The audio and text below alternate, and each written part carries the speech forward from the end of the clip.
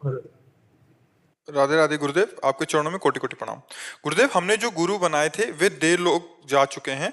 उनके द्वारा हमें कोई भी गुरु मंत्र प्राप्त नहीं हुआ था। फिर गुरु किस बात के? अगर गुरु मंत्र नहीं प्राप्त हुआ तो गुरु किस बात के? तो गुरु ने किया था, तो वो क्या कान में लोग बोला था, अभी बहुत अभी तक याद नहीं है मुझे। अभी क्या बोला कोई वही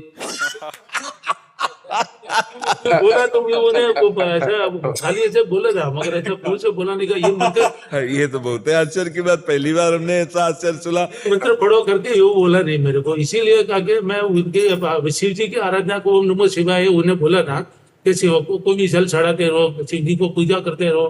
तो ओम कोई मंत्र नहीं आया तो करके चढ़ाओ, वो उसके हिसाब से मैं इतना बरस से चल रहा हूँ।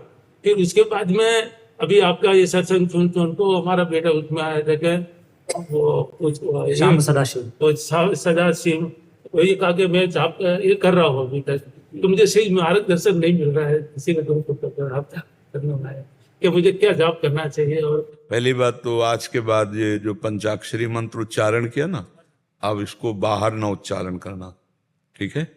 आज से इसको गुरु मंत्र मानकर पंचाक्षरी मंत्र को समझ गए ना, पंचाक्षरी मंत्र अब ना बोलना, और इसको अंदर से जपो आप मंत्र को। और जब अपवित्र हो, शरीर अपवित्र है, तब शाम सदाशिव, और जब पवित्र हो तो ये जो मंत्र बोले ना, यही गुरु मंत्र पंचाक्षरी मंत्र जो बोले ना, अब इसे बोलना नहीं कभी, अब अंदर जपते रहना आज से। अब फिर आप इसका लाभ देखना। गुरु मंत्र को बोला नहीं जाता, तो अब मान लो कि ये गुरु मंत्र दे दिया, तो आप इसको जपो, जल चढ़ाओ, अंदर ही अंदर बोलो। अब मुंह से मत बोलना, मुंह से बोलना शाम सदाशिव, शाम सदाशिव, शाम सदाशिव। और ये जिसमें प्रणव लगता है और नमः लगता है, ये वैदिक मंत्र कभी उच्चारण नहीं किए जाते। ये आज जो नहीं समझ रहे हैं उनका कीर्तन करवाते हैं उनको। अब तो यंत्रों में मंत्रों का सब नहीं भरा रहता, तो ये सब बहुत कलयुग में हानिकारक है, ये नहीं समझते हैं। पहले जानते हो ये गुरु मंत्र कैसे दिए जाते थे? घंटा शंख बजा के, कपड़ा उड़ा के, फिर कि कोई जान भी ना पावे। तो अब ये मंत्र बोलना नहीं, इसको अंदर अंदर जपना। शंकर जी की जैसी आराधना कर रहे हो वैसे ही करना, और नाम जप शाम सदाशिव करना, ठीक है ना? और गुरु अपने उन्हीं को मानो जो गुरुदेव भगवान तुम्हारे ना। गुरु एक ही होता है, उनके रूप बहुत हो सकते हैं, तो रूप वही गुरु का मानो और भावना कर लो कि इधर आकर के गुरुदेव मुझे बोले, तो गुरुदेव वही हैं, उन्हीं की पूजा करो, उन्हीं का भाव करो। भाव ऐसा कर लो कि गुरु यहां से बैठ के बोल रहे हैं। अखंड मंडलाकारम व्याप्तमेन चराचरम, चर अचर में वही भगवान गुरुदेव व्याप्त हैं, तो वही आपको मार्ग दे रहे हैं आगे आगे बढ़ने के लिए, यही पर्याप्त है। पर अब उच्चारण मत करना, गुरु मंत्र को गुप्त रखा जाता है। जिस दिन से मिला उसी दिन से उसे स्वीकार कर ले भाव से, वही गुरुदेव भगवान हैं तुम्हारे। और गुरुदेव शरीर छोड़ सकते हैं लेकिन आपको नहीं छोड़ सकते, वो आपका कल्याण करके ही छोड़ेंगे। गुरु तत्व होता है नहीं, जो तुम्हारे अंदर भी बैठा हुआ है। अखंड मंडलाकारम व्याप्तमेन चराचरम तत्पदम दर्शितमेन तस्मै श्री गुरुवे नमः। अखंड मंडलाकारम तो तुम्हारे हृदय में भी बैठे। अब खूब नाम जप करो, मंत्र जप करो, और शिव जी को जल चढ़ाओ, उनकी आराधना करो। थोड़ी देर रामायण सुना दिया करो शिव जी को। सुनाते हो? हाँ हाँ, बहुत, हाँ हाँ, बहुत बहुत सुंदर, हाँ बहुत, बिल्कुल ठीक है। और मेरे को एक संदेश है सर, तो गुरुजी का के दिल घर में लगता नहीं है, जब ये सब निवृत्त हो गए भगवान की कृपा से, सब का तो भजन करना अकेले।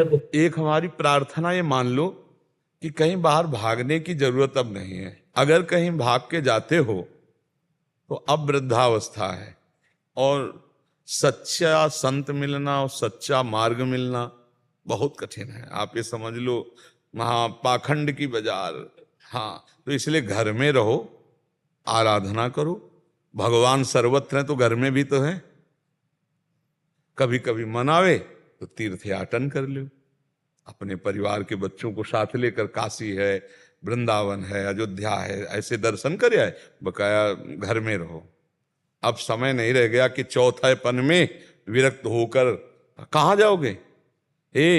सच्चाई की बात समझो, घर में भजन करना इस समय बहुत ही अच्छा है, क्योंकि किसी का दान पुण्य नहीं लेना, किसी का प्रणाम नमस्कार नहीं लेना, किसी से मांगने की जरूरत नहीं, अपना कमाया है, बच्चे हैं, धर्म पूर्वक खाओ और भजन करो।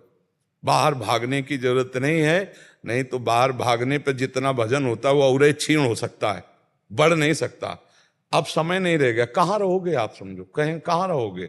और आज अगर ऐसी व्यवस्था में न रहो तो लाठी खाओगे।